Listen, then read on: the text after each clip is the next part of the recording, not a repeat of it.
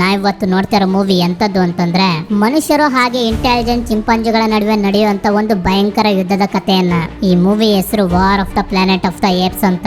ಅಂದಂಗೆ ಇದು planet of the apes ಮೂವಿಗಳಲ್ಲಿ ಥರ್ಡ್ ಪಾರ್ಟ್. ನೀವಿನ್ನು ಫಸ್ಟ್ ಹಾಗೂ ಸೆಕೆಂಡ್ ಪಾರ್ಟ್ ಅನ್ನ ನೋಡಿಲ್ಲ ಅಂತಂದ್ರೆ ಡಿಸ್ಕ್ರಿಪ್ಷನ್ ಅಲ್ಲಿ ಲಿಂಕ್ ಇರುತ್ತೆ, ಅಲ್ಲಿ ಕ್ಲಿಕ್ ಮಾಡಿ ನೀವು ಎರಡು ಮೂವಿಗಳನ್ನು ಕೂಡ ನೋಡ್ಕೋಬಹುದು. ಸರಿ, ಈಗ ನಾವು ತುಂಬಾ ಟೈಮ್ ವೇಸ್ಟ್ ಮಾಡದೆ ನಮ್ಮ ಮೈನ್ ಸ್ಟೋರಿ ಕಡೆಗೆ ಹೋಗೋಣ. ನಾವು ಪಾರ್ಟ್ 2 ನಲ್ಲಿ ನೋಡಿದ್ವಿ, ಕೋಬ ಮನುಷ್ಯರ ಮೇಲೆ ಭಯಂಕರವಾದ ಯುದ್ಧನ ಶುರು ಮಾಡಿದ್ರಿಂದ ಮ್ಯಾಲ್ಕಮ್ ನ ಸೀನಿಯರ್ ಆಫೀಸರ್ US ಮಿಲಿಟರಿಯನ್ನ ಕಾಂಟ್ಯಾಕ್ಟ್ ಮಾಡಿ ಸಹಾಯಕ್ಕೋಸ್ಕರ ಕರೆದಿರ್ತಾನೆ. ಸೀಸರ್ ಹಾಗೂ ಅವನ ಆರ್ಮಿ ಅವರು ಕೂಡ ಏನೇ ಬಂದ್ರು ನಾವು ಹೆದರಿಸಿ ನಿಲ್ತೀವಿ ಅಂತ ಡಿಸೈಡ್ ಮಾಡಿರ್ತಾರೆ. ಇಲ್ಲಿಂದ ಈ ಪಾರ್ಟ್ 3 ಕತೆ ಶುರುವಾಗುತ್ತೆ. ಮೂವಿಯ ಮೊದಲ ಸೀನಲ್ಲಿ ನಮ್ಗೆ ತೋರಿಸ್ತಾರೆ, ಮ್ಯಾಲ್ಕಮ್ ನ ಸೀನಿಯರ್ ಆಫೀಸರ್ ಇಲ್ಲಿ ನಡೀತಿರುವಂತ ವಿಷಯದ ಬಗ್ಗೆ US ಮಿಲಿಟರಿಗೆ ಹೇಳಿದ್ರಿಂದ US ಮಿಲಿಟರಿಯ ಒಂದು ದೊಡ್ಡ ಬಟಾಲಿಯನ್ ಸೀಸರ್ ಹಾಗೂ ಅವನ ಏಪ್ಸ್ ಗಳ ಆರ್ಮಿಯನ್ನು ಹುಡ್ಕೊಂಡು ಕಾಡಿಗೆ ಬರ್ತಾರೆ. ಈ ಸೋಲ್ಜರ್ಸ್ ಗಳ ಜೊತೆ ಒಂದಷ್ಟು ಏಪ್ಸ್ ಗಳು ಕೂಡ ಇರ್ತವೆ. ಈ ಏಪ್ಸ್ ಗಳು ಬೇರೆ ಯಾವೂ ಅಲ್ಲ, ಕೋಬಾಗೆ ಸಪೋರ್ಟ್ ಮಾಡ್ತಿದ್ದಂತ ಏಪ್ಸ್ ಗಳು. ಕೋಬಾ ಸತ್ತಾಗಿಂದನೂ ಏಪ್ಸ್ ಗಳು ಸೀಸರ್ ನ ವಿರುದ್ಧವಾಗಿ ಮನುಷ್ಯರ ಜೊತೆ ಸೇರ್ಕೊಂಡು ಸೀಸರ್ ನ ಸಾಯಿಸೋದಕ್ಕೆ ಪ್ರಯತ್ನ ಪಡ್ತಿರ್ತವೆ. ಸೋಲ್ಜರ್ಸ್ ಗಳೆಲ್ಲ ಈ ಏಪ್ಸ್ ಗಳನ್ನ ಡಾಂಕಿ ಅಂತ ಕರೀತಾರೆ. ಕಾಡಿನಲ್ಲಿ ಸೋಲ್ಜರ್ಸ್ ಗಳಿಗೆ ಏಪ್ಸ್ ಗಳು ಕಾಣಿಸಿದ ತಕ್ಷಣನೇ ಅವುಗಳ ಮೇಲೆ ಭಯಂಕರವಾದ ಅಟ್ಯಾಕ್ ಗಳನ್ನ ಶುರು ಮಾಡ್ಬಿಡ್ತಾರೆ. ಹೀಗೆ ಈ ಸೋಲ್ಜರ್ಸ್ ಗಳ ಆಟ ನಡೀತಿರ್ಬೇಕಾದ್ರೆ ಅದೇ ಸಮಯಕ್ಕೆ ನಮ್ಮ ಏಪ್ಸ್ ಗಳ ಕಂಪ್ಲೀಟ್ ಆರ್ಮಿ ಅಲ್ಲಿಗೆ ಬಂದ್ಬಿಡುತ್ತೆ. ನಂತರ ಏಪ್ಸ್ ಗಳೆಲ್ಲ ಬಿಲ್ಲು ಬಾಣದಿಂದ ಆ ಸೋಲ್ಜರ್ಸ್ ಗಳ ಮೇಲೆ ಯಾವ ರೀತಿ ಅಟ್ಯಾಕ್ ಅನ್ನ ಮಾಡ್ತಾರೆ ಅಂತಂದ್ರೆ ಬರೀ 4 ಜನ ಸೋಲ್ಜರ್ಸ್ ಗಳನ್ನ ಬಿಟ್ಟು ಇನ್ನೆಲ್ಲರೂ ಕೂಡ ಸತ್ತೋಗ್ತಾರೆ. ಸೋಲ್ಜರ್ಸ್ ಗಳು ಮಾಡಿದ ಅಟ್ಯಾಕ್ ನಿಂದ ಎಷ್ಟೋ ಏಪ್ಸ್ ಗಳು ಸತ್ತೋಗಿರ್ತವೆ, ಹಾಗೆ ಲೆಕ್ಕವಿಲ್ಲದಷ್ಟು ಏಪ್ಸ್ ಗಳಿಗೆ ಗಾಯಗಳಾಗಿರ್ತವೆ. ನಂತರ ಅಲ್ಲಿಗೆ ಸೀಸರ್ ಬಂದು ಉಳ್ಕೊಂಡಿರುವಂತಹ 4 ಸೋಲ್ಜರ್ಸ್ ಗಳಿಗೆ ಹೇಳ್ತಾನೆ, ಮನುಷ್ಯರ ಮೇಲೆ ಯುದ್ಧ ಶುರು ಮಾಡಿದ್ದು ನಾವಲ್ಲ, ಕೋಬಾ ಅನ್ನೋ ಒಬ್ಬ ಏಪ್. ಆ ಏಪ್ ಅನ್ನ ನಾನು ಈಗಾಗಲೇ ಸಾಯಿಸ್ಬಿಟ್ಟಿದ್ದೀನಿ. ನಿಮ್ ಜೊತೆ ಇರುವಂತ ಏಪ್ಸ್ ಗಳು ಕೂಡ ಕೋಬಾಗೆ ಸಪೋರ್ಟ್ ಮಾಡ್ತಿದ್ದಂತ ಏಪ್ಸ್ ಗಳೇ. ಇವರೆಲ್ಲ ಸೇರಿ ನನ್ನನ್ನ ಸಾಯಿಸೋದಕ್ಕೆ ಪ್ರಯತ್ನ ಪಟ್ಟಿದ್ರು. ಆದ್ರಿಂದ ನಾನು ಇವರುಗಳಿಗೆ ಏನಾದ್ರೂ ಮಾಡ್ಬಿಡ್ತೀನಿ ಅನ್ನೋ ಭಯದಿಂದ ನಿಮ್ ಜೊತೆ ನಿಮ್ಮ ಗುಲಾಮರಾಗಿ ಇದ್ದಾರೆ ಅಂತ ಅಂದಾಗ ಸೋಲ್ಜರ್ಸ್ ಗಳ ಜೊತೆ ಬಂದಿದ್ದ ಆ ಗೋರಿಲ್ಲ, ಅಂದ್ರೆ ಮೊದ್ಲು ಕೋಬಾಗೆ ಸಪೋರ್ಟ್ ಮಾಡ್ತಿದ್ದಂತ ಗೋರಿಲ್ಲ ಸೀಸರ್ಗೆ ಹೇಳ್ತಾನೆ, ನಾನು ನಿನ್ ಮೇಲೆ ಇರುವಂತ ಭಯದಿಂದ ಇವ್ರ ಜೊತೆ ಸೇರ್ಕೊಂಡಿಲ್ಲ. ನನಗೆ ಗೊತ್ತಿದೆ ಈ ಮಿಲಿಟರಿ ಆರ್ಮಿಯ ಕರ್ನಲ್ ತುಂಬಾನೇ ಸ್ಟ್ರಾಂಗ್ ಆಗಿದ್ದಾನೆ, ಅವನು ಎಲ್ಲಾ ಏಪ್ಸ್ ಗಳನ್ನು ಕೂಡ ಸಾಯಿಸ್ಬಿಡ್ತಾನೆ. ಆದ್ರಿಂದ ನಾನು ನನ್ನ ಪ್ರಾಣನ ಉಳಿಸ್ಕೊಳ್ಳೋದಕ್ಕೆ ಈ ಆರ್ಮಿಯ ಜೊತೆ ಸೇರಿಕೊಂಡಿದ್ದೀನಿ ಅಂತ. ನಂತರ ಸೀಸರ್ ವಿಂಟರ್ ಅನ್ನ ಒಂದು ಏಪ್ಗೆ ಹೇಳ್ತಾನೆ ಆ ಗೋರಿಲ್ಲನ ಬಂಧಿಸೋದಕ್ಕೆ. ನಂತರ ಸೀಸರ್ ಆ 4 ಸೋಲ್ಜರ್ಸ್ ಗಳನ್ನ ಕುದುರೆಗಳ ಮೇಲೆ ಕುಣಿಸಿ ಹೇಳ್ತಾನೆ, ನಿಮ್ಮ ಕರ್ನಲ್ಗೆ ಒಂದು ಮೆಸೇಜ್ ಅನ್ನ ಕೊಟ್ಬಿಡಿ, ನಾವು ಮನುಷ್ಯರ ಜೊತೆ ಯುದ್ಧ ಮಾಡೋದಕ್ಕೆ ಬಯಸೋದಿಲ್ಲ, ಬದಲಾಗಿ ನಾವು ಶಾಂತಿಯನ್ನ ಬಯಸ್ತೀವಿ ಅಂತ ಹೇಳಿ ಆ ಸೋಲ್ಜರ್ಸ್ ಗಳನ್ನೆಲ್ಲ ಅಲ್ಲಿಂದ ದೂರ ಕಳಿಸ್ಬಿಡ್ತಾನೆ. ನಂತರ ಗಾಯಗೊಂಡಿರೋ ಏಪ್ಸ್ ಗಳೆಲ್ಲ ತಮ್ಮ ಗಾಯಗಳನ್ನ ನದಿಯ ಪಕ್ಕದಲ್ಲಿ ಕುಂತ್ಕೊಂಡು ತೊಳಿತಿರ್ತಾರೆ. ಆಗ್ಲೇ ಸೀಸರ್ ವಿಂಟರ್ ಗೆ ಹೇಳಿದ್ನಲ್ಲ ಸೋಲ್ಜರ್ಸ್ ಗಳ ಜೊತೆ ಬಂದಿದ್ದ ಗೋರಿಲಾನ ಕೂಡಾಕೋದಕ್ಕೆ ಅಂತ. ಈ ಗೋರಿಲಾದ ಹೆಸರು ರೆಡ್ ಅಂತ. ವಿಂಟರ್ ಸೀಸರ್ ಹತ್ರ ಬಂದು ಹೇಳ್ತಾನೆ, ರೆಡ್ ನ ನಮ್ಮ ಮೇಲೆ ಅಟ್ಯಾಕ್ ಮಾಡಿ ಇಲ್ಲಿಂದ ತಪ್ಪಿಸ್ಕೊಂಡು ಹೊರಟೋದ ಅಂತ. ಅದೇ ಸಮಯಕ್ಕೆ ಬ್ಲೂ ಐಸ್ ಹಾಗೆ ಅವನ ಫ್ರೆಂಡ್ ಒಂದು ಲಾಂಗ್ ಜರ್ನಿಯಿಂದ ಮತ್ತೆ ಮನೆಗೆ ಬರ್ತಾರೆ. ಸೀಸರ್ಗಂತೂ ಇವರಿಬ್ಬರನ್ನ ನೋಡಿ ತುಂಬಾನೇ ಸಂತೋಷ ಆಗೋಗುತ್ತೆ. ನಂತರ ಎಲ್ಲಾ ಏಪ್ಸ್ ಗಳು ಒಂದು ಸುಂದರವಾಗಿರುವಂತ ಗುಹೆ ಒಳಗಡೆ ಬರ್ತಾರೆ. ಇದೇ ಗುಹೆಯಲ್ಲಿ ಈಗ ಎಲ್ಲಾ ಏಪ್ಸ್ ಗಳು ವಾಸ ಮಾಡ್ತಿರೋದು. ಹೀಗೆ ಬ್ಲೂ ಐಸ್ ಒಳಗಡೆ ಬಂದಾಗ ಅಲ್ಲೇ ನಮ್ಗೆ ಲೇಕ್ ಅನ್ನೋ ಒಂದು ಹೆಣ್ಣು ಚಿಂಪಾಂಜಿಯನ್ನ ತೋರಿಸ್ತಾರೆ. ಬ್ಲೂ ಐಸ್ ಹಾಗೆ ಲೇಕ್ ಒಬ್ಬರನ್ನೊಬ್ರು ತುಂಬಾನೇ ಪ್ರೀತಿ ಮಾಡ್ತಿರ್ತಾರೆ. ನಂತರ ಬ್ಲೂ ಐಸ್ ಎಲ್ಲರನ್ನ ಸುತ್ತ ಕುಣಿಸ್ಕೊಂಡು ಹೇಳ್ತಾನೆ, ನಾವು ಸೇಫ್ ಆಗಿರುವಂತ ಜಾಗನ ಹುಡ್ಕೊಂಡು ಹೋದಾಗ ನಮ್ಗೊಂದು ಜಾಗ ಗೊತ್ತಾಯ್ತು. ಆ ಜಾಗ ಏಪ್ಸ್ ಗಳಿಗೋಸ್ಕರನೇ ಹೇಳಿ ಮಾಡ್ಸಿರೋ ರೀತಿ ಇದೆ. ಹಾಗೆ ಅಲ್ಲಿ ಯಾವ ಮನುಷ್ಯರು ಕೂಡ ನಮ್ಮನ್ನ ಹುಡ್ಕೋದಕ್ ಆಗುದಿಲ್ಲ. ಯಾಕೆ ಅಂತಂದ್ರೆ ಆ ಜಾಗ ಒಂದು ಮರುಭೂಮಿಯ ಹಿಂದೆ ಬಚ್ಚಿಟ್ಕೊಂಡಿದೆ ಅಂತ ಅಂದಾಗ ಎಲ್ರಿಗೂ ಕೂಡ ತುಂಬಾನೇ ಸಂತೋಷ ಆಗುತ್ತೆ. ಆಗ ವಿಂಟರ್ ಹೇಳ್ತಾನೆ, ಹಾಗಿದ್ರೆ ನಾವು ಇವತ್ತೇ ಜಾಗನ ಖಾಲಿ ಮಾಡ್ಬೇಕು, ಈ ಜಾಗದಲ್ಲಿ ತುಂಬಾ ಅಪಾಯ ಇದೆ, ಮನುಷ್ಯರು ಯಾವಾಗ ಬೇಕಾದ್ರೂ ನಮ್ಮ ಮೇಲೆ ಅಟ್ಯಾಕ್ ಮಾಡಬಹುದು ಅಂತ. ಆದ್ರೆ ಇದಕ್ಕೆ ಯಾರು ಕೂಡ ಒಪ್ಕೊಳ್ಳೋದಿಲ್ಲ. ಯಾಕೆ ಅಂತಂದ್ರೆ ಎಲ್ಲಾ ಏಪ್ಸ್ ಗಳು ಸೇಫ್ ಆಗಿ ಕಾಡಿಂದ ಹೊರಗಡೆ ಹೋಗೋದಕ್ಕೆ ಒಂದು ಸೇಫ್ ಆಗಿರೋ ಜಾಗ ಬೇಕು. ಆ ತರ ಸೇಫ್ ಆಗಿರುವಂತ ದಾರಿ ಸಿಗೋವರೆಗೂ ನಾವ್ ಇಲ್ಲಿಂದ ಹೊರಗಡೆ ಹೋಗೋದಕ್ಕೆ ಆಗೋದಿಲ್ಲ ಅಂತ ಸೀಸರ್ ಹೇಳ್ತಾನೆ. ಹೀಗೆ ರಾತ್ರಿ ಎಲ್ಲರೂ ಮಲಗಿರ್ಬೇಕಾದ್ರೆ ಸೀಸರ್ಗೆ ನಿದ್ದೆ ಬರ್ತಿರೋದಿಲ್ಲ. ಹೀಗೆ ಅವನು ಎದ್ದಿರ್ಬೇಕಾದ್ರೆ ಅವನು ಗಮನಿಸ್ತಾನೆ ಯಾರೋ ಅವ್ರ ಜಾಗಕ್ಕೆ ಬರ್ತಿದ್ದಾರೆ ಅಂತ. ನಂತರ ಸೀಸರ್ ಬ್ಲೂ ಐಸ್ಗೆ ನಿನ್ನ ತಾಯಿ ಹಾಗೆ ತಮ್ಮನನ್ನ ಪ್ರೊಟೆಕ್ಟ್ ಮಾಡು ಅಂತ ಹೇಳಿ ಈ ಜಾಗಕ್ಕೆ ಯಾರೋ ಬಂದಿದ್ದಾರೆ ಅಂತ ಎಲ್ರಿಗೂ ಇನ್ಫಾರ್ಮ್ ಮಾಡೋದಕ್ಕೆ ಹೋಗ್ತಾನೆ. ಈ ವಿಷಯ ಗೊತ್ತಾಗ್ತಿದ್ದಂಗೆನೆ ಎಲ್ಲಾ ಏಪ್ಸ್ ಗಳು ಕೂಡ ಅಲರ್ಟ್ ಆಗ್ತಾರೆ. ನಂತರ ಒಂದಷ್ಟು ಸೋಲ್ಜರ್ಸ್ ಗಳು ಗುಹೆ ಒಳಗಡೆ ಬರ್ತಿರ್ತಾರೆ. ಆಗ ಅಲ್ಲಿಗೆ ಸೀಸರ್ ಹಾಗೂ ಏಪ್ಸ್ ಗಳು ಬಂದು ಆ ಎಲ್ಲಾ ಸೋಲ್ಜರ್ಸ್ ಗಳನ್ನ ಸಾಯಿಸ್ಬಿಡ್ತಾರೆ. ಅದೇ ಸಮಯಕ್ಕೆ ಸೀಸರ್ಗೆ ಅವನ ಫ್ಯಾಮಿಲಿ ಅವರು ನೆನಪಾಗ್ತಾರೆ. ಆದ್ರಿಂದ ಅವರು ಹುಷಾರಾಗಿದ್ದಾರೆ ಅಂತ ನೋಡೋದಕ್ಕೆ ಹೋದಾಗ ಅಲ್ಲಿಗೆ US ಮಿಲಿಟರಿಯ ಕರ್ನಲ್ ಬಂದು ಸೀಸರ್ ನ ಹೆಂಡತಿ ಕಾರ್ನಿಲಿಯಾ ಹಾಗೆ ಅವನ ದೊಡ್ಡ ಮಗ ಬ್ಲೂ ಐಸ್ ನ ಸಾಯಿಸ್ಬಿಟ್ಟಿರ್ತಾನೆ. ಈ ಕರ್ನಲ್ ನನ್ ಮಗ ಬ್ಲೂ ಐಸ್ ನ ಸೀಸರ್ ಅಂತ ಅನ್ಕೊಂಡು ಬ್ಲೂ ಐಸ್ ನ ಜೊತೆಗೆ ಕಾರ್ನಿಲಿಯನ್ನು ಕೂಡ ಸಾಯಿಸ್ಬಿಟ್ಟಿರ್ತಾನೆ. ಯಾಕೆ ಅಂತಂದ್ರೆ ಚಿಂಪಾಂಜೀಸ್ ಗಳ ಲೀಡರ್ಸ್ ಹತ್ರ ಮಿಕ್ಕೆಲ್ಲ ಚಿಂಪಾಂಜಿ ಚಿಂಪಾಂಜಿಗಳು ತಾನಾಗೆ ದಾರಿಗೆ ಬರ್ತವೆ ಅಂತ. ಇದನ್ನೆಲ್ಲ ನೋಡಿ ಸೀಸರ್ಗೆ ಎಷ್ಟು ಕೋಪ ಬರುತ್ತೆ ಅಂತ ಅಂದ್ರೆ ಕರ್ನಲ್ ನ ಸಾಯಿಸೋದಕ್ಕೆ ಹಾರಿ ಹಗ್ಗನ ಹಿಡ್ಕೊಂಡು ಅವನನ್ನ ಸಾಯಿಸೋದಕ್ಕೆ ಹೋಗ್ತಿರ್ತಾನೆ. ಆದ್ರೆ ಕರ್ನಲ್ ಹಗ್ಗನ ಕಟ್ ಮಾಡಿದ್ರಿಂದ ಸೀಸರ್ ಕೆಳಗಡೆ ನೀರಿಗೆ ಬಿದ್ದೋಗ್ತಾನೆ.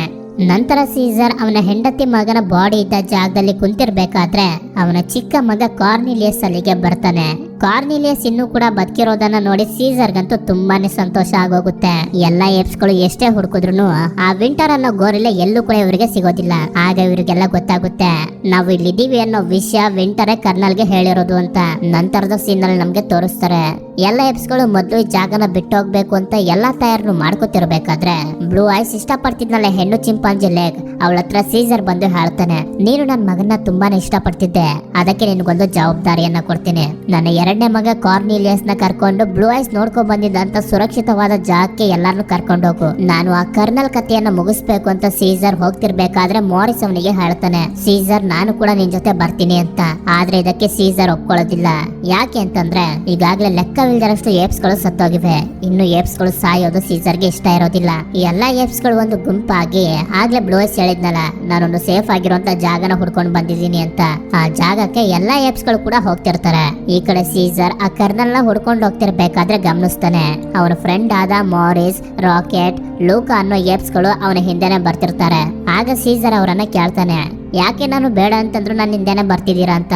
ಆಗ ಅವ್ರು ಹೇಳ್ತಾರೆ, ಸೀಸರ್ ನೀನು ನಮ್ಮ ಫ್ರೆಂಡ್, ನಿನ್ನ ಚಿಂತೆ ಯಾವಾಗ್ಲೂ ಕೂಡ ನಮ್ಗೆ ಇದ್ದೇ ಇರುತ್ತೆ, ಅದಕ್ಕೆ ನಿನ್ನ ಬಿಟ್ಟು ಹೋಗಕ್ಕಾಗ್ಲಿಲ್ಲ, ಅದಕ್ಕೆ ನಾವು ಕೂಡ ನಿನ್ ಜೊತೆ ಬರ್ತಿದೀವಿ ಅಂತ ಅಂದಾಗ ಇನ್ನೇನ್ ಮಾಡೋದು ಅಂತ ಸೀಸರ್ ಕೂಡ ಅವರನ್ನ ಕರ್ಕೊಂಡು ಮುಂದೆ ಹೋಗ್ತಾನೆ. ಹೀಗೆ ಇವರು ತುಂಬಾ ಹೊತ್ತು ಪ್ರಯಾಣ ಮಾಡಿ ಮುಂದೆ ಬಂದಾಗ ಒಂದು ಜಾಗದಲ್ಲಿ ನೋಡ್ತಾರೆ ಒಂದಷ್ಟು ಮನೆಗಳಿರಂತ ಜಾಗದಲ್ಲಿ ಹೊಗೆ ಬರ್ತಿರುತ್ತೆ. ಇಲ್ಲೇ ಕರ್ನಲ್ ಹಾಗೂ ಅವನ ಸೋಲ್ಜರ್ಸ್ ಗಳು ಇರ್ಬೋದು ಅಂತ ಆ ಜಾಗನೆಲ್ಲ ಹುಡುಕ್ತಿರ್ಬೇಕಾದ್ರೆ ಒಬ್ಬ ವ್ಯಕ್ತಿ ಅವರ ಮುಂದೆ ಬರ್ತಾನೆ. ಏಪ್ಸ್ ಗಳನ್ನ ನೋಡಿ ಹೆದರ್ಕೊಂಡು ಅವರ ಮೇಲೆ ಶೂಟ್ ಮಾಡೋದಕ್ಕೆ ನೋಡಿದಾಗ ಸೀಸರ್ ಅವನಿಗೆ ಶೂಟ್ ಮಾಡಿ ಸಾಯಿಸ್ಬಿಡ್ತಾನೆ. ಈ ಜಾಗದಲ್ಲಿ ಇವನೊಬ್ನೇ ಏನ್ ಮಾಡ್ತಿದ್ದಾನೆ ಅಂತ ಇವರೆಲ್ಲ ಯೋಚನೆ ಮಾಡ್ತಿರ್ಬೇಕಾದ್ರೇನೆ ಒಂದು ಕ್ಯಾಬಿನ್ ನಿಂದ ಶಬ್ದಗಳಾಗ್ತವೆ. ಒಳಗಡೆ ಯಾರೋ ಇರ್ಬೋದು ಅಂತ ಬಂದು ಚೆಕ್ ಮಾಡಿದಾಗ ಇವರಿಗೆ ಗೊತ್ತಾಗುತ್ತೆ ಅಲ್ಲಿರೋದು ಒಂದು ಚಿಕ್ಕ ಹುಡುಗಿ ಅಂತ. ಇಲ್ಲಿ ಈ ಹುಡುಗಿಯ ಮೂಗಲ್ಲಿ ರಕ್ತ ಬರ್ತಿರುತ್ತೆ, ಹಾಗೆ ಇವಳಿಗೆ ಮಾತಾಡೋಕು ಕೂಡ ಆಗ್ತಿರೋದಿಲ್ಲ. ಇದಕ್ಕೆ ಕಾರಣ ಏನು ಅನ್ನೋದು ನಮ್ಗೆ ಮುಂದೆ ಗೊತ್ತಾಗುತ್ತೆ. ಆ ಹುಡುಗಿಯ ಅಪ್ಪನನ್ನ ನಾವೇ ಸಾಯಿಸ್ಬಿಟ್ಟಿರೋದ್ರಿಂದ ಈ ಹುಡುಗಿನ ಇಲ್ಲೇ ಬಿಟ್ರೆ ಹುಡುಗಿ ಹಸಿವಿನಿಂದಾನೇ ಸತ್ತೋಗ್ತಾಳೆ. ಅದಕ್ಕೆ ಈ ಹುಡುಗಿನ ನಮ್ ಜೊತೆ ಕರ್ಕೊಂಡು ಹೋಗೋಣ ಅಂತ ಮಾರಿಸ್ ಹೇಳಿದಾಗ ಮೊದ್ಲು ಸೀಸರ್ ಒಪ್ಕೊಳ್ಳೋದಿಲ್ಲ.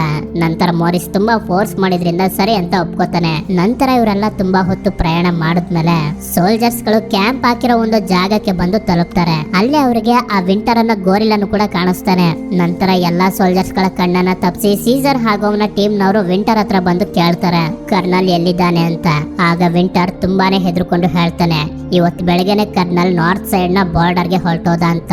ಯಾಕೆ ಈ ತರ ನಮ್ಗೆ ಮೋಸ ಮಾಡಿದೆ ಅಂತ ಕೇಳಿದಾಗ ವಿಂಟರ್ ಹೇಳ್ತಾನೆ, ಸೀಸರ್ ಕರ್ನಲ್ ನಿನ್ನನ್ನ ಸಾಯಿಸ್ಬೇಕು ಅಂತ ಅನ್ಕೊಂಡಿದ್ದ, ನೀನ್ ಎಲ್ಲಿದ್ಯಾ ಅನ್ನೋದನ್ನ ಹೇಳ್ಬಿಟ್ರೆ ಕರ್ನಲ್ ನನ್ನ ಸಾಯಿಸ್ದೆ ಬಿಟ್ಬಿಡ್ತೀನಿ ಅಂತ ಪ್ರಾಮಿಸ್ ಮಾಡಿದ್ದ, ಅದಕ್ಕೆ ಈ ರೀತಿ ಮಾಡ್ಬಿಟ್ಟೆ ಅಂತ. ಆಗ ಸೀಸರ್ ಅವನಿಗೆ ಹೇಳ್ತಾನೆ, ನೀನು ಮಾಡಿರೋ ಕೆಲಸದಿಂದ ಆ ಕರ್ನಲ್ ನನ್ನ ಮಗ ಹಾಗೂ ಹೆಂಡತಿನ ಸಾಯಿಸ್ಬಿಟ್ಟ ಅಂತ. ಅದೇ ಸಮಯಕ್ಕೆ ಅಲ್ಗೊಂದಷ್ಟು ಸೋಲ್ಜರ್ಸ್ ಗಳು ಬರೋದನ್ನ ವಿಂಟರ್ ನೋಡ್ತಾನೆ. ಸೀಸರ್ ಅವನಿಗೆ ಹೊಡೆದು ಅವರನ್ನ ಕರೆದೇ ಇರೋ ರೀತಿ ಬಾಯನ್ನ ಮುಚ್ಚಿಬಿಡ್ತಾನೆ. ಎಷ್ಟು ಜೋರಾಗಿ ಬಾಯನ್ನ ಮುಚ್ಚಿಬಿಡ್ತಾನೆ ಅಂತಂದ್ರೆ ವಿಂಟರ್ ಉಸಿರಾಡಕ್ಕೂ ಆಗದೆ ಸತ್ತೋಗ್ತಾನೆ. ನಂತರ ಕ್ಯಾಂಪ್ ನ ಒಂದು ದೂರದ ಜಾಗದಲ್ಲಿ ಆ ರಾತ್ರಿಯನ್ನ ಕಳೀತಾರೆ. ಮಾರನೇ ದಿನ ಬೆಳಗ್ಗೆ ನೋಡ್ತಾರೆ ಎಲ್ಲಾ ಸೋಲ್ಜರ್ಸ್ ಗಳು ಕ್ಯಾಂಪ್ ಅನ್ನೆಲ್ಲ ಪ್ಯಾಕ್ ಮಾಡ್ಕೊಂಡು ಅಲ್ಲಿಂದ ಹೋಗ್ತಿರ್ತಾರೆ. ಇವರು ಕೂಡ ಅವರನ್ನ ಫಾಲೋ ಮಾಡ್ತಾ ಅವ್ರ ಹಿಂದೆನೆ ಹೋಗ್ತಾರೆ. ಹೀಗೆ ಇವರು ಫಾಲೋ ಮಾಡ್ತಾ ಮಾಡ್ತಾ ಮಂಜು ಬೀಳುವಂತ ಪ್ರದೇಶಕ್ಕೆ ಬಂದು ತಲುಪಿದಾಗ ನೋಡ್ತಾರೆ ಆ ಸೋಲ್ಜರ್ಸ್ ಗಳು ಅವರ ಸೋಲ್ಜರ್ಸ್ ಗಳನ್ನ ಸಾಯಿಸಿ ಅಲ್ಲಿಂದ ಹೊರಟೋಗ್ತಾರೆ. ನಂತರ ಅವರು ಹೋದ್ಮೇಲೆ ಆ ಸೋಲ್ಜರ್ಸ್ ಗಳನ್ನ ಸಾಯಿಸಿದ್ದ ಜಾಗಕ್ಕೆ ಬಂದು ನೋಡ್ತಾರೆ. ಸಾಯಿಸಿದ್ದ 3 ಸೋಲ್ಜರ್ಸ್ ಗಳಲ್ಲಿ ಇನ್ನೂ ಕೂಡ ಒಬ್ಬ ಬದುಕಿ ಇರ್ತಾನೆ. ಆಗ ಸೀಸರ್ ಅವರನ್ನ ಕೇಳ್ತಾನೆ, ಯಾಕೆ ಅವರು ನಿಮ್ಮನ್ನ ಹೀಗೆ ಸಾಯಿಸಿದ್ದಾರೆ ಅಂತ. ಆ ವ್ಯಕ್ತಿ ಏನು ಹೇಳೋದಕ್ಕೆ ಪ್ರಯತ್ನ ಪಡ್ತಾನೆ, ಆದ್ರೆ ಅವನ ಕೈಲಿ ಹೇಳೋದಕ್ಕೆ ಆಗೋದಿಲ್ಲ. ಆಗ ಇವರಿಗೆಲ್ಲ ಗೊತ್ತಾಗುತ್ತೆ ಇವರ ಜೊತೆ ಇರೋ ಹುಡುಗಿ ತರನೇ ಇವನ್ಗೂ ಕೂಡ ಮಾತಾಡೋದಕ್ಕೆ ಆಗ್ತಿಲ್ಲ ಅಂತ. ಹಾಗೆ ನೀವು ಗಮನಿಸಿ ಇವನ ಮೂಗಲ್ಲೂ ಕೂಡ ರಕ್ತ ಬರ್ತಿರುತ್ತೆ. ಈ ವ್ಯಕ್ತಿನ ಹೀಗೆ ಅರ್ಧಂಬರ್ಧ ಜೀವದಲ್ಲಿ ಬಿಡಬಾರ್ದು ಅಂತ ಇವನನ್ನ ಸಾಯಿಸ್ಬಿಡ್ತಾರೆ. ನಂತರ ಈ ಸೋಲ್ಜರ್ಸ್ ಗಳೆಲ್ಲ ಯಾವ ಕಡೆ ಹೋದ್ರು ಅಂತ ಇವರು ಹುಡುಕಾಡ್ತಿರ್ಬೇಕಾದ್ರೆ ಒಬ್ಬ ವ್ಯಕ್ತಿ ಅಲ್ಲಿಗೆ ಬಂದು ಇವರ ಕುದುರೆನ ಕತ್ಕೊಂಡು ಅಲ್ಲಿಂದ ಓಡೋಗ್ತಿರ್ತಾನೆ. ಇವರು ಕೂಡ ವ್ಯಕ್ತಿನ ಫಾಲೋ ಮಾಡೋದಕ್ಕೆ ಶುರು ಮಾಡ್ತಾರೆ. ನಂತರ ಒಂದು ಪಾಳು ಬಿದ್ದಿರುವಂತ ಮನೆಯ ಮುಂದೆ ಆ ಕುದುರೆ ಇವರಿಗೆ ಸಿಗುತ್ತೆ. ಆ ಆ ವ್ಯಕ್ತಿಯನ್ನ ಹುಡ್ಕೊಂಡು ಮನೆ ಒಳಗಡೆ ಹೋದಾಗ ಒಂದು ಜಾಗದಿಂದ ಆ ವ್ಯಕ್ತಿ ಹೊರಗಡೆ ಬರ್ತಾನೆ. ನಂತರ ನಮ್ಗೆ ಹಾಗೆ ಇವ್ರಿಗೆ ಗೊತ್ತಾಗುತ್ತೆ ಇವನು ಯಾವುದೇ ತರದ ಮನುಷ್ಯ ಅಲ್ಲ, ಇವನು ಕೂಡ ಒಬ್ಬ ಏಪ್ ಅಂತ. ಯಾರ್ ನೀನು ಇಲ್ಲಿ ಏನ್ ಮಾಡ್ತಿದ್ಯಾ ಅಂತ ಕೇಳಿದಾಗ ಅವನು ಹೇಳ್ತಾನೆ ನನ್ನ ಹೆಸರು ಬ್ಯಾಡ್ ಏಪ್ ಅಂತ. ಆಗ ಇವರಿಗೆಲ್ಲ ಗೊತ್ತಾಗುತ್ತೆ ಇಂಟೆಲಿಜೆಂಟ್ ಆಗಿರುವಂತ ಏಪ್ಸ್ ಗಳು ಬರೀ ನಮ್ಮಲ್ಲಲ್ಲ ಹೊರಗಡೆ ಪ್ರಪಂಚದಲ್ಲೂ ಕೂಡ ಇದ್ದಾರೆ ಅಂತ. ನಂತರ ಬ್ಯಾಡ್ ಏಪ್ ಇವರಿಗೆಲ್ಲರಿಗೂ ಹೇಳ್ತಾನೆ ನನ್ ಜೊತೆ ಝೂ ನಲ್ಲಿದ್ದ ಏಪ್ಸ್ ಗಳು ಕೂಡ ತುಂಬಾನೇ ಇಂಟೆಲಿಜೆಂಟ್ ಆಗಿದ್ರು. ಆದ್ರೆ ಯಾವಾಗ ಏಪ್ಸ್ ಗಳೆಲ್ಲ ಇಂಟೆಲಿಜೆಂಟ್ ಆಗೋದಕ್ಕೆ ಶುರುವಾಗಿ ಮನುಷ್ಯರೆಲ್ಲ ವೈರಸ್ ಇಂದ ಸಾಯೋದಕ್ಕೆ ಶುರುವಾದ್ರು, ಮನುಷ್ಯರು ಝೂ ನಲ್ಲಿದ್ದಂತ ಏಪ್ಸ್ ಗಳನ್ನೆಲ್ಲ ಕೊಲ್ಲೋದಕ್ಕೆ ಶುರು ಮಾಡಿದ್ರು. ಆದ್ರೆ ನಾನು ಹೇಗೋ ಮಾಡಿ ಅವರಿಂದ ತಪ್ಪಿಸ್ಕೊಂಡು ಈ ಜಾಗಕ್ಕೆ ಬಂದು ಸೇರ್ಕೋಬಿಟ್ಟೆ ಅಂತ ಹೇಳಿ ಅವರಿಗೆ ತಿನ್ನೋದಕ್ಕೆ ಅಂತ ಒಂದಷ್ಟು ಊಟನ ಪ್ಯಾಕೆಟ್ ನಲ್ಲಿ ತಂದು ಕೊಟ್ಟಾಗ ಸೀಸರ್ ಆ ಪ್ಯಾಕೆಟ್ ನ ಮೇಲೆ ಬರ್ತಿರೋದನ್ನ ನೋಡ್ತಾನೆ. ಆ ಪ್ಯಾಕೆಟ್ ನಲ್ಲಿ ಬರ್ದಿರುತ್ತೆ ಕ್ಯಾಲಿಫೋರ್ನಿಯಾ ಬಾರ್ಡರ್ ಕ್ವಾರಂಟೈನ್ ಫೆಸಿಲಿಟಿ ಅಂತ. ಆಗ ಸೀಸರ್ಗೆ ವಿಂಟರ್ ಹೇಳಿದ್ದು ನೆನಪಾಗುತ್ತೆ, ಕರ್ನಲ್ ನಾರ್ತ್ ಸೈಡ್ ನ ಬಾರ್ಡರ್ ಗೆ ಹೋಗಿದ್ದಾನೆ ಅನ್ನೋದು. ಆದ್ರಿಂದ ಸೀಸರ್ ಬ್ಯಾಡ್ ಆಪ್ ನ ಈ ಊಟಗಳು ನಿನಗೆ ಎಲ್ಲಿಂದ ಸಿಕ್ತು ಅಂತ ಕೇಳಿದಾಗ ನಾರ್ತ್ ಸೈಡ್ ನ ಬಾರ್ಡರ್ ನಲ್ಲಿ ಸೋಲ್ಜರ್ಸ್ ಗಳಿದ್ದಾರೆ, ಅಲ್ಲಿಂದ ನಾನು ಇದನ್ನೆಲ್ಲ ಕತ್ಕೊಂಡ್ ಬಂದೆ ಅಂತ. ಆಗ ಸೀಸರ್ಗೆ ಕನ್ಫರ್ಮ್ ಆಗೋಗುತ್ತೆ ಕರ್ನಲ್ ಕೂಡ ಅಲ್ಲೇ ಇರೋದು ಅಂತ. ಆದ್ರಿಂದ ಬ್ಯಾಡ್ ಆಪ್ ಗೆ ಹೇಳ್ತಾನೆ ನಮ್ಮನ್ನ ಆ ಬಾರ್ಡರ್ ಹತ್ರ ಕರ್ಕೊಂಡು ಹೋಗು ಅಂತ. ಆದ್ರೆ ಬ್ಯಾಡ್ ಆಪ್ ಮೊದಲು ಒಪ್ಕೊಳ್ಳೋದಿಲ್ಲ, ಯಾಕೆಂತಂದ್ರೆ ಅಲ್ಲಿರೋರೆಲ್ಲ ತುಂಬಾ ಕೆಟ್ಟ ಜನರು ಅಂತ. ಯಾವಾಗ ಸೋಲ್ಜರ್ಸ್ ಗಳು ಸೀಸರ್ ನ ಹೆಂಡತಿ ಮಗನನ್ನ ಸಾಯಿಸಿದ್ದಾರೆ ಅಂತ ಗೊತ್ತಾಗುತ್ತೋ ಇವರನ್ನ ಅಲ್ಲಿಗೆ ಕರ್ಕೊಂಡು ಹೋಗೋದಕ್ಕೆ ಬ್ಯಾಡ್ ಆಪ್ ಒಪ್ಕೊಳ್ತಾನೆ. ಸರಿ ಅಂತ ಹೇಳಿ ಎಲ್ರು ಆ ರಾತ್ರಿ ಅಲ್ಲೇನೆ ರೆಸ್ಟ್ ಮಾಡ್ತಾರೆ. ಆ ಚಿಕ್ಕ ಹುಡುಗಿ ನೋವಾ ಅನ್ನೋ ಹೆಸರಿರೋ ಒಂದು ವಸ್ತುನ ಎತ್ಕೊಂಡಿರ್ತಾಳೆ. ಆದ್ರಿಂದ ಮೋರಿಸ್ ಅವಳಿಗೆ ನೋವಾ ಅಂತಾನೆ ಹೆಸರಿಡ್ತಾನೆ. ಮಾರನೇ ದಿನ ಬೆಳಗ್ಗೆ ನೋವಾ ಹೂಗಳನ್ನ ನೋಡಿ ಸಂತೋಷ ಪಡ್ತಿರ್ಬೇಕಾದ್ರೆ ಲೂಕಾ ಅನ್ನೋ ಗೋರಿಲ್ಲ ಒಂದು ಹೂವನ್ನ ಕಿತ್ತು ಅವಳ ಕಿವಿಗೆ ಇಡ್ತಾನೆ. ಆಗ ನಮ್ಗೆ ಗೊತ್ತಾಗುತ್ತೆ ಪ್ರಾಣಿಗಳು ನೋಡೋದಕ್ಕೆ ಎಷ್ಟು ಕ್ರೂರವಾಗಿದ್ರು ಕೂಡ ಅವುಗಳ ಮನಸ್ಸು ಹಾಲಿಗಿಂತ ಶುದ್ಧವಾಗಿರ್ತವೆ ಅಂತ. ನಂತರ ಇವರು ತುಂಬಾ ಹೊತ್ತು ಟ್ರಾವೆಲ್ ಮಾಡಿ ಬಾರ್ಡರ್ ನಲ್ಲಿರುವಂತ ಕ್ವಾರಂಟೈನ್ ಫೆಸಿಲಿಟಿ ಹತ್ರ ಬರ್ತಾರೆ. ಆ ಜಾಗದಲ್ಲಿ ಸೋಲ್ಜರ್ಸ್ ಗಳು ವಿಚಿತ್ರವಾಗಿ ಯಾರಿಗೂ ಹೊಡಿತಿರ್ತಾರೆ. ಆದ್ರಿಂದ ಇದ್ರ ಬಗ್ಗೆ ತಿಳ್ಕೋಬೇಕು ಅಂತ ಸೀಸರ್ ಲೂಕನ ಕರ್ಕೊಂಡು ಅವ್ರನ್ನೆಲ್ಲ ಅಲ್ಲೇ ಬಿಟ್ಟು ಸ್ವಲ್ಪ ಹತ್ರ ಬಂದು ಅವರು ಏನ್ ಮಾಡ್ತಿದ್ದಾರೆ ಅಂತ ನೋಡ್ತಿರ್ತಾರೆ. ಆದ್ರೆ ಅದೇ ಸಮಯಕ್ಕೆ ಅಲ್ಲಿಗೆ ಇಬ್ರು ಸೋಲ್ಜರ್ಸ್ ಗಳು ಬಂದು ಸೀಸರ್ ನ ಮೇಲೆ ಅಟ್ಯಾಕ್ ಮಾಡೋದಕ್ಕೆ ನೋಡಿದಾಗ ಲೂಕಾ ಸೀಸರ್ ನ ಒಬ್ಬ ಸೋಲ್ಜರ್ ಇಂದ ಕಾಪಾಡ್ತಾನೆ. ಅದೇ ಸಮಯಕ್ಕೆ ಅಲ್ಲಿಗೆ ರಾಕೆಟ್ ಕೂಡ ಬಂದು ಮತ್ತೊಬ್ಬ ಸೋಲ್ಜರ್ ಅನ್ನು ಕೂಡ ಸಾಯಿಸ್ತಾನೆ. ಇಲ್ಲಿ ತುಂಬಾ ದುಃಖ ಪಡುವಂತ ವಿಷಯ ಏನಂತಂದ್ರೆ ಲೂಕಾ ಸೀಸರ್ ನ ಕಾಪಾಡೋದಕ್ಕೋಗಿ ಗನ್ನಲ್ಲಿದ್ದಂತ ನೈಫ್ ಅವನ ಹೊಟ್ಟೆಗೆ ಚುಚ್ಕೊಬಿಡುತ್ತೆ. ಹೀಗೆ ಸಾಯುವಂತ ಕೊನೆ ಕ್ಷಣದಲ್ಲಿ ಲೂಕಾ ಸೀಸರ್ಗೆ ಹೇಳ್ತಾನೆ ಅಟ್ಲೀಸ್ಟ್ ನಿನ್ನ ಪ್ರಾಣನಾದ್ರೂ ಕಾಪಾಡಿ ನಾನು ಸಾಯ್ತಿದ್ದೀನಿ, ನನ್ಗೆ ತುಂಬಾನೇ ಖುಷಿ ಇದೆ ಅಂತ ಹೇಳ್ತಾನೆ. ಲೂಕಾ ಸತ್ತೋಗ್ತಾನೆ. ಇದರಿಂದ ನೋವನ್ನು ಕೂಡ ತುಂಬಾನೇ ದುಃಖ ಪಡ್ತಾಳೆ. ಇದೇ ದುಃಖದಲ್ಲಿ ಸೀಸರ್ ಅವರೆಲ್ಲರಿಗೂ ಹೇಳ್ತಾನೆ ನೀವೆಲ್ಲರೂ ವಾಪಸ್ ಏಪ್ಸ್ ಗಳ ಗುಂಪಿಗೆ ಹೋಗಿ ಸೇರ್ಕೊಳ್ಳಿ, ಇದು ನನ್ನ ಯುದ್ಧ, ನಾನೇ ನೋಡ್ಕೋತೀನಿ ಅಂತ ಹೇಳಿ ತುಂಬಾ ಕೋಪದಿಂದ ಹೋಗ್ತಿರ್ಬೇಕಾದ್ರೆ ನೋಡ್ತಾನೆ ಅಲ್ಲಿ ಸೀಸರ್ ನ ಕಡೆಯ ಏಪ್ಸ್ ಗಳನ್ನ ಕಟ್ಟಾಕಿ ತುಂಬಾ ಚಿತ್ರಹಿಂಸೆ ಕೊಟ್ಟು ಸಾಯಿಸಿರ್ತಾರೆ. ಆದ್ರೆ ಇವರುಗಳಲ್ಲೇ ಒಬ್ಬ ಚಿಂಪಾಂಜಿ ಇನ್ನೂ ಕೂಡ ಬದುಕೆ ಇರ್ತಾನೆ. ಇಲ್ಲಿ ಏನಾಗಿದೆ ಅಂತಂದ್ರೆ ಸೀಸರ್ ನ ಏಪ್ಸ್ ಗಳೆಲ್ಲ ಸುರಕ್ಷಿತವಾದ ಜಾಗನ ಹುಡ್ಕೊಂಡು ಹೋಗ್ತಿರ್ಬೇಕಾದ್ರೆ ಕರ್ನಲ್ ಎಲ್ಲಾ ಏಪ್ಸ್ ಗಳನ್ನ ಬಂದಿ ಮಾಡ್ಕೊಂಡು ಇಲ್ಲಿಗೆ ಕರ್ಕೊಂಡು ಬಂದಿರ್ತಾನೆ. ಈಗ ಎಲ್ಲಾ ಏಪ್ಸ್ ಗಳು ಕರ್ನಲ್ ನ ವಶದಲ್ಲಿರ್ತಾರೆ. ನಂತರ ಬದುಕಿರುವಂತ ಆ ಏಪ್ ನ ಏನಾಯ್ತು ಅಂತ ಕೇಳಿದಾಗ ಅವನು ಹೇಳ್ತಾನೆ ಕರ್ನಲ್ ಹಾಗೂ ಅವನ ಜನರು ನಮ್ಮನ್ನ ಬಂದಿ ಮಾಡ್ಕೊಂಡು ಇಲ್ಲಿಗೆ ಕರ್ಕೊಂಡು ಬಂದ್ರು. ಈಗ ನಮ್ಗೆ ತುಂಬಾನೇ ಟಾರ್ಚರ್ ಕೊಟ್ಟು ಕೆಲಸ ಮಾಡಿನೇ ಸತ್ತೋಗ್ಬೇಕು, ಆ ತರ ಕೆಲಸಗಳನ್ನ ಕೊಡ್ತಿದ್ದಾರೆ ಅಂತ ಹೇಳಿ ಆ ಏಪ್ ಕೂಡ ಸತ್ತೋಗುತ್ತೆ. ಇದರಿಂದ ಸೀಸರ್ ತುಂಬಾನೇ ದುಃಖ ಪಡ್ತಿರ್ಬೇಕಾದ್ರೆ ಹಿಂದೆಯಿಂದ ಬಂದು ಅವನಿಗೆ ಹೊಡೆದು ಅವನನ್ನ ಆ ಕರ್ನಲ್ ಹತ್ರ ಎಳ್ಕೊಂಡ್ ಬರ್ತಾರೆ. ಇವನು ಕೂಡ ಸಿಕ್ಕೇ ಬಿಟ್ಟ. ಇನ್ಯಾವ ಏಪ್ಸ್ ಗಳು ಕೂಡ ಬಾಕಿ ಇಲ್ಲ ಅಂತ ಹೇಳಿ ಸೀಸರ್ ನು ಕೂಡ ಎಲ್ಲಾ ಏಪ್ಸ್ ಗಳನ್ನು ಕೂಡ ಹಾಕಿರುವಂತ ಜಾಗಕ್ಕೆ ಹಾಕ್ಬಿಡ್ತಾರೆ. ಮಾರನೇ ದಿನ ಸೀಸರ್ ಹಾಗೂ ಎಲ್ಲಾ ಏಪ್ಸ್ ಗಳನ್ನ ಕೆಲಸ ಮಾಡೋದಕ್ಕೆ ಅಂತ ಸೆಲ್ ಇಂದ ಹೊರಗಡೆ ಬಿಡ್ತಾರೆ. ಆಗ ಅಲ್ಲಿಗೆ ಲೇಕ್ ಬಂದು ಸೀಸರ್ ಗೆ ಹೇಳ್ತಾಳೆ ಇವರು ನಮ್ಗೆ ಊಟನು ಕೊಡದೆ ನೀರನ್ನು ಕೊಡದೆ ಸಾಯವರೆಗೂ ಕೆಲಸ ಮಾಡಿ ಅಂತ ಹೇಳ್ತಿದ್ದಾರೆ ಅಂತ. ಕರ್ನಲ್ ಈ ಜಾಗದಲ್ಲಿ ಏಪ್ಸ್ ಗಳಿಂದ ಒಂದು ದೊಡ್ಡ ಗೋಡೆಯನ್ನ ಕಟ್ಟಿಸ್ತಿರ್ತಾನೆ. ಹೀಗೆ ಕೆಲಸ ಮಾಡ್ತಿರ್ಬೇಕಾದ್ರೆ ಒಂದು ಏಪ್ ಕಲ್ಲನ್ನ ಎತ್ಕೊಂಡು ಮೇಲಿಂದ ಬಿದ್ದೋಗುತ್ತೆ. ಆಗ ಅಲ್ಲಿಗೆ ಆ ರೆಡ್ ಅನ್ನು ಗೋರಿಲ್ಲಾ ಬಂದು ಆ ಏಪ್ ಗೆ ಚೆನ್ನಾಗಿ ಹೊಡಿತಿರ್ತಾನೆ. ಇದನ್ನ ನೋಡಿ ಸೀಸರ್ ಜೋರಾಗಿ ಕೂಗಿ ಹೇಳ್ತಾನೆ ಅವನನ್ನ ಬಿಟ್ಬಿಡು ಅಂತ. ನಂತರ ಎಲ್ಲಾ ಏಪ್ಸ್ ಗಳು ನಾವು ಕೆಲಸನ ಮಾಡೋದಿಲ್ಲ ಅಂತ ಡಿಸೈಡ್ ಮಾಡ್ಬಿಡ್ತವೆ. ಆಗ ಅಲ್ಲಿಗೆ ಕರ್ನಲ್ ಬಂದು ಸೀಸರ್ಗೆ ಗನ್ ಪಾಯಿಂಟ್ ಮಾಡಿ ಎದುರಿಸಿದಾಗ ಎಲ್ಲ ಏಪ್ಸ್ ಗಳು ಮತ್ತೆ ಕೆಲಸ ಮಾಡೋದಕ್ಕೆ ಶುರು ಮಾಡ್ತಾರೆ. ನಂತರ ಕರ್ನಲ್ ಸೀಸರ್ ನ ಅವನ ಆಫೀಸ್ಗೆ ಕರ್ಕೊಂಡ್ ಬರೋದಕ್ಕೆ ಹೇಳ್ತಾನೆ. ಸೀಸರ್ ಅವನನ್ನ ಕೇಳ್ತಾನೆ ಯಾಕೆ ನೀನ್ ಈ ರೀತಿ ದೊಡ್ಡ ಗೋಡೆನ ಕಟ್ತಿದ್ಯಾ, ಹಾಗೆ ನಿಮ್ ಸೋಲ್ಜರ್ಸ್ ಗಳನ್ನ ನೀನೇ ಸಾಯಿಸ್ತಿದ್ಯಲ್ಲ ಯಾಕೆ ಅಂತ. ಆಗ ಕರ್ನಲ್ ಅವನಿಗೆ ಹೇಳ್ತಾನೆ ಯಾವ ವೈರಸ್ ನಿಂದ ನೀವೆಲ್ಲ ಇಷ್ಟು ಇಂಟೆಲಿಜೆಂಟ್ ಆಗಿದ್ದೀರೋ ಆ ವೈರಸ್ ಈಗ ಇವಾಲ್ವ್ ಆಗಿ ಮನುಷ್ಯರ ಮೇಲೆ ಬೇರೆ ತರನೇ ಪ್ರಭಾವ ಬೀರ್ತಿದೆ. ಯಾವ ಮನುಷ್ಯರು ಈ ವೈರಸ್ ಗೆ ಒಳಗಾಗ್ತಾರೋ ಅವರು ಬರ್ತಾ ಬರ್ತಾ ಅವರು ಮಾತಾಡುವಂತ ಶಕ್ತಿ ಶಕ್ತಿಯನ್ನ ಕಳ್ಕೊತಾರೆ. ಅಷ್ಟೇ ಅಲ್ಲ, ಕಾಲ ಕಳೀತಿದ್ದಂಗೆನೆ ಆ ಮನುಷ್ಯನ ಇಂಟೆಲಿಜೆನ್ಸ್ ಎಲ್ಲ ಹೋಗಿ ಒಂದು ಪ್ರಾಣಿಯ ತರ ಬಿಹೇವ್ ಮಾಡ್ತಾನೆ. ಆ ವೈರಸ್ಗೆ ನನ್ನ ಮಗನು ಕೂಡ ಇನ್ಫೆಕ್ಟ್ ಆಗೋಗಿದ್ದ. ಅದು ಬೇರೆ ಇನ್ಯಾರಿಗೂ ಕೂಡ ಹರಡಬಾರ್ದು ಅನ್ನೋ ಒಂದೇ ಒಂದು ಕಾರಣಕ್ಕೆ ನಾನು ಅವನನ್ನ ಸಾಯಿಸ್ಬಿಟ್ಟೆ. ಅಷ್ಟೇ ಅಲ್ಲ, ಯಾರ್ಯಾರ ವೈರಸ್ಗೆ ಇನ್ಫೆಕ್ಟ್ ಆಗ್ತಿದ್ದಾರೋ ಅವ್ರನ್ನೆಲ್ಲಾರು ನಾನು ಸಾಯಿಸ್ತಾ ಬರ್ತಿದ್ದೀನಿ ಅಂತ. ಕರ್ನಲ್ ನ ಈ ಕೆಲಸ US ಗವರ್ನಮೆಂಟ್ ನವ್ರಿಗೆ ಇಷ್ಟ ಆಗ್ತಿರೋದಿಲ್ಲ. ಆದ್ರಿಂದ ಕರ್ನಲ್ ನ ಹಾಗೆ ಅವನ ಬಟಾಲಿಯನ್ ನ ಸಾಯಿಸೋದಕ್ಕೆ US ಗವರ್ನಮೆಂಟ್ ನವರು ಬೇರೆ ಮಿಲಿಟರಿ ಫೋರ್ಸ್ ಅನ್ನ ಕಳಿಸ್ತಿರ್ತಾರೆ. ಆ ಮಿಲಿಟರಿ ಫೋರ್ಸ್ ಇಂದ ತಪ್ಪಿಸ್ಕೊಳಕೆನೆ ಕರ್ನಲ್ ಏಪ್ಸ್ ಗಳಿಂದ ಒಂದು ದೊಡ್ಡ ಗೋಡೆಯನ್ನ ಕಟ್ಟಿಸ್ತಿರೋದು. ಇಲ್ಲಿ ಸೀಸರ್ ಹೇಗೋ ಮಾಡಿ ಕರ್ನಲ್ ನ ಒಪ್ಪಿಸ್ತಾನೆ ಎಲ್ಲ ಏಪ್ಸ್ ಗಳಿಗೆ ಊಟ ಮತ್ತೆ ನೀರನ್ನ ಕೊಡೋದಕ್ಕೆ. ಅದ್ರ ಬದಲಾಗಿ ಸೀಸರ್ಗೆ ಒಂದು ಹನಿ ನೀರನ್ನು ಕೂಡ ಕೊಡಬಾರ್ದು ಅನ್ನೋ ಒಪ್ಪಂದನ ಮಾಡ್ಕೋತಾರೆ. ಈ ಕಡೆ 4 ಜನರಿಗೂ ಕೂಡ ಗೊತ್ತಾಗೋಗುತ್ತೆ ಸೀಸರ್ ನ ಕರ್ನಲ್ ಹಿಡಿದು ಕಟ್ಟಾಕೊಂಡಿದ್ದಾನೆ ಅಂತ. ಸೀಸರ್ಗೆ ಊಟನ ಕೊಡದೆ ಟಾರ್ಚರ್ ಕೊಡ್ತಿರೋದನ್ನ ನೋಡಿ ನೋವಾ ಎಲ್ಲಾ ಸೋಲ್ಜರ್ಸ್ ಗಳ ಕಣ್ಣನ್ನ ತಪ್ಪಿಸಿ ಸೀಸರ್ ಹತ್ರ ಬಂದು ಅವನಿಗೆ ನೀರನ್ನ ಕೊಟ್ಟು ಎಲ್ಲಾ ಏಪ್ಸ್ ಗಳ ಹತ್ರ ಸ್ವಲ್ಪ ಊಟನ ಇಸ್ಕೊಂಡು ಬಂದು ಸೀಸರ್ಗೆ ಕೊಡ್ತಾಳೆ. ಅದೇ ಸಮಯಕ್ಕೆ ಅಲ್ಲಿಗೆ ಕರ್ನಲ್ ಬಂದು ನೋವಾನ ಇನ್ನೇನೋ ನೋಡೋದ್ರಲ್ಲಿ ಇರ್ತಾನೆ. ಅವನೇನಾದ್ರೂ ಅವಳನ್ನ ನೋಡ್ಬಿಟ್ರೆ ಅವಳು ಕೂಡ ವೈರಸ್ಗೆ ಇನ್ಫೆಕ್ಟ್ ಆಗಿದ್ದಾಳೆ ಅಂತ ಅವಳನ್ನು ಕೂಡ ಸಾಯಿಸ್ಬಿಡ್ತಾನೆ. ಹೌದು, ನೋವನ್ನು ಕೂಡ ವೈರಸ್ಗೆ ಇನ್ಫೆಕ್ಟ್ ಆಗಿರ್ತಾಳೆ. ಆದ್ರಿಂದಾನೇ ಅವಳ ಕೈಲಿ ಮಾತಾಡೋದಕ್ಕೆ ಆಗ್ತಿರೋದಿಲ್ಲ. ಅದೇ ಸಮಯಕ್ಕೆ ರಾಕೆಟ್ ಅಲ್ಗೆ ಬಂದು ಎಲ್ಲರನ್ನ ಡಿಸ್ಟ್ರಾಕ್ಟ್ ಮಾಡ್ತಾನೆ. ಆಗ ನೋವಾ ಅಲ್ಲಿಂದ ತಪ್ಪಿಸ್ಕೊಂಡು ಮಾರಿಸ್ ಹತ್ರ ಹೊರಟೋಗ್ತಾಳೆ. ರಾಕೆಟ್ ನು ಕೂಡ ಹಿಡಿದು ಎಲ್ಲಾ ಏಪ್ಸ್ ಗಳನ್ನು ಕೂಡ ಹಾಕಿರುವಂತ ಜಾಗಕ್ಕೆ ಹಾಕ್ತಾರೆ. ಈ ಕಡೆ ಕರ್ನಲ್ಗೆ ಸೀಸರ್ ನ ಸೆಲ್ ನಲ್ಲಿ ಒಂದು ಡಾಲ್ ಸಿಗುತ್ತೆ. ಈ ಡಾಲ್ ನೋವಾದೆ. ಅವಳು ಇಲ್ಲಿಗೆ ಬಂದಾಗ ಬಿದ್ದೋಗಿರುತ್ತೆ. ಆದ್ರೆ ಕರ್ನಲ್ ಅದ್ರ ಬಗ್ಗೆ ಹೆಚ್ಚಾಗಿ ತಲೆ ಕೆಡ್ಸ್ಕೊಳ್ದೆ ಡಾಲ್ ಅನ್ನ ಎತ್ಕೊಂಡು ಹೋಗ್ತಾನೆ. ನಂತರ ರಾಕೆಟ್ ಸೈನ್ ಲ್ಯಾಂಗ್ವೇಜ್ ನಲ್ಲಿ ಸೀಸರ್ ಗೆ ಹೇಳ್ತಾನೆ, ನಾವೊಂದು ಪ್ಲಾನ್ ಅನ್ನ ಮಾಡಿದೀವಿ ಎಲ್ಲ ಏಪ್ಸ್ ಗಳನ್ನ ಇಲ್ಲಿಂದ ಬಿಡಿಸ್ಕೊಂಡು ಹೋಗೋದಕ್ಕೆ ಅಂತ. ಈ ಕಡೆ ಮಾರಿಸ್ಗೆ ಒಂದು ಸುರಂಗ ಸಿಕ್ಕಿರುತ್ತೆ.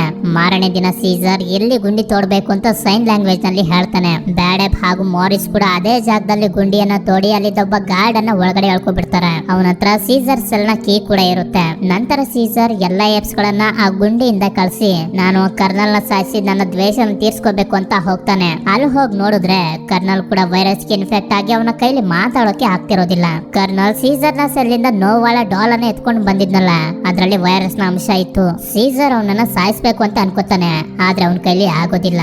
ನಂತರ ಕರ್ನಲ್ಲೇ ಶೂಟ್ ಮಾಡ್ಕೊಂಡು ಸತ್ತೋಗ್ತಾನೆ. ಯಾಕೆ ಅಂತಂದ್ರೆ ಅವನಿಗೆ ಪ್ರಾಣಿ ತರ ಬದುಕೋದಕ್ಕೆ ಇಷ್ಟ ಇರೋದಿಲ್ಲ.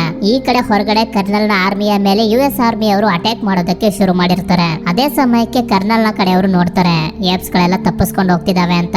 ಆದ್ರಿಂದ ಏಪ್ಸ್ ಗಳ ಕಡೆಗೆ ಶೂಟ್ ಮಾಡೋದಕ್ಕೆ ಶುರು ಮಾಡ್ತಾರೆ. ಇದರಿಂದ ತುಂಬಾ ಏಪ್ಸ್ ಗಳು ಸತ್ತೋಗ್ತವೆ. ಇದನ್ನ ನೋಡಿ ಸೀಸರ್ ಅಲ್ಲೇ ಇದ್ದ ಪೆಟ್ರೋಲ್ ಟ್ಯಾಂಕ್ ಗೆ ಬಾಂಬ್ ಅನ್ನ ಹಾಕಿ ಬ್ಲಾಸ್ಟ್ ಮಾಡ್ಬೇಕು ಅಂತ ಹೋಗ್ತಿರ್ತಾನೆ. ಅದೇ ಸಮಯಕ್ಕೆ ಅಲ್ಲಿಗೆ ಒಬ್ಬ ಸೋಲ್ಜರ್ ಬಂದು ಸೀಸರ್ ನ ಸಾಯಿಸೋದಕ್ಕೆ ನೋಡ್ತಾನೆ. ಆಗ ಆ ರೆಡ್ ಅನ್ನೋ ಗೋರಿಲ್ಲಾ ಸೋಲ್ಜರ್ ನ ಸಾಯಿಸಿ ಸೀಸರ್ ಗೆ ಹೆಲ್ಪ್ ಮಾಡ್ತಾನೆ. ಯಾಕೆ ಅಂತಂದ್ರೆ ಈ ತರ ಏಪ್ಸ್ ಗಳು ಸಾಯ್ತಿರೋದನ್ನ ರೆಡ್ ಕೈಲೂ ಕೂಡ ನೋಡೋಕ್ ಆಗ್ತಿರೋದಿಲ್ಲ. ಇದರಿಂದ ರೆಡ್ ನು ಕೂಡ ಸೋಲ್ಜರ್ಸ್ ಗಳು ಸಾಯಿಸ್ಬಿಡ್ತಾರೆ. ನಂತರ ಸೀಸರ್ ಬಾಂಬ್ ಗಳನ್ನ ಪೆಟ್ರೋಲ್ ಟ್ಯಾಂಕ್ ಗೆ ಹಾಕಿ ಅಲ್ಲಿಂದ ತಪ್ಪಿಸ್ಕೊಂಡು ಹೊರಗಡೆ ಬಂದ್ಬಿಡ್ತಾನೆ. ಇದರಿಂದ ಅಲ್ಲೊಂದು ದೊಡ್ಡ ಬ್ಲಾಸ್ಟ್ ಆಗಿ ಕರ್ನಲ್ ನ ಆರ್ಮಿ ಅವರೆಲ್ಲರೂ ಕೂಡ ಸತ್ತೋಗ್ತಾರೆ. ಈ ಕಡೆ US ಆರ್ಮಿ ಅವರು ಏಪ್ಸ್ ಗಳನ್ನ ನೋಡಿ ಇನ್ನೇನು ಅಟ್ಯಾಕ್ ಮಾಡ್ಬೇಕು ಅಂತ ಅನ್ಕೊಳ್ಳೋಷ್ಟ್ರಲ್ಲಿ ಸೀಸರ್ ಬ್ಲಾಸ್ಟ್ ಮಾಡಿದ್ನಲ್ಲ, ಆದ್ರಿಂದ ತುಂಬಾ ದೊಡ್ಡ ಮಟ್ಟದಲ್ಲಿ ಮಂಜು ಕುಸಿದು ಅವ್ರ ಕಡೆನೆ ಬರ್ತಿರುತ್ತೆ. ಎಲ್ಲಾ ಏಪ್ಸ್ ಗಳು ಮರಗಳನ್ನ ಹತ್ತಿ ತಮ್ಮ ಜೀವನ ಉಳಿಸ್ಕೋತಾರೆ. ಆ US ಆರ್ಮಿ ಅವರೆಲ್ಲ ಮಂಜಿಗೆ ಸಿಕ್ಕಿ ಸತ್ತೋಗ್ತಾರೆ. ಯಾವುದೇ ಏಪ್ಸ್ ಗಳು ಸಾಯದೇ ಇರೋದನ್ನ ನೋಡಿ ಸೀಸರ್ ಗಂತೂ ತುಂಬಾನೇ ಸಂತೋಷ ಆಗೋಗುತ್ತೆ. ನಂತರ ಇವರೆಲ್ಲರೂ ಸೇರಿ ತುಂಬಾ ಹೊತ್ತು ಟ್ರಾವೆಲ್ ಮಾಡಿ ಬ್ಲೂ ಐಸ್ ಹುಡ್ಕೊಂಡು ಬಂದಿದ್ದಲ್ಲ ಒಂದು ಸೇಫ್ ಆಗಿರುವಂತ ಜಾಗನ ಆ ಜಾಗಕ್ಕೆ ಬಂದು ತಲುಪ್ತಾರೆ. ಸೀರಿಯಸ್ಲಿ ಈ ಜಾಗ ತುಂಬಾನೇ ಸುಂದರವಾಗಿರುತ್ತೆ. ನಂತರ ಮಾರಿಸ್ಗೆ ಗೊತ್ತಾಗುತ್ತೆ ಸೀಸರ್ಗೆ ತುಂಬಾ ಏಟ್ಗಳು ಬಿದ್ದೋಗಿವೆ, ಇವನಿನ್ನ ಬದುಕೋದಿಲ್ಲ ಅಂತ. ಆದ್ರಿಂದ ತುಂಬಾ ದುಃಖದಿಂದ ಹೇಳ್ತಾನೆ, ಏನು ಯೋಚನೆ ಮಾಡ್ಬೇಡ, ನಿನ್ನ ಮಗ ಕಾರ್ನಿಲಿಯಸ್ಗೆ ಗೊತ್ತಾಗುತ್ತೆ ಅವನಪ್ಪ ಎಂತ ಮಹಾನ್ ವ್ಯಕ್ತಿ, ಏಪ್ಸ್ ಗಳಿಗೋಸ್ಕರ ಏನೇನೆಲ್ಲ ಮಾಡ್ದ ಅಂತ. ನಾನು ಅವನನ್ನು ಹುಷಾರಾಗಿ ನೋಡ್ಕೋತೀನಿ ಅಂತ ಅಂತಿದ್ದಂಗೆನೆ ಸೀಸರ್ ತುಂಬಾ ಖುಷಿಯಿಂದಾನೆ ಅವನ ಮಗ ಆಟ ಆಡ್ತಿರೋದನ್ನ ನೋಡಿ ಪ್ರಾಣ ಬಿಟ್ಬಿಡ್ತಾನೆ. ಇಲ್ಲಿಗೆ ಲೆಜೆಂಡ್ ಆಗಿರುವಂತ ಸೀಸರ್ ನ ಅಂತ್ಯ ಆಗೋಗುತ್ತೆ. ಅದ್ರ ಜೊತೆ ಈ ವಂಡರ್ಫುಲ್ ಆಗಿರುವಂತ ಮೂವಿನೂ ಕೂಡ ಎಂಡ್ ಆಗುತ್ತೆ. ಈ ಮೂವಿ ಹೇಗೆ ಅನ್ನಿಸ್ತು ಅನ್ನೋದನ್ನ ನನಗೆ ಕಮೆಂಟ್ ಮಾಡಿ ತಿಳಿಸಿ. ವಿಡಿಯೋ ಇಷ್ಟ ಆಗಿತ್ತು ಅಂತಂದ್ರೆ ಲೈಕ್ ಮಾಡಿ. ಸಿಗೋಣ ಮತ್ತೊಂದು ವಿಡಿಯೋದಲ್ಲಿ.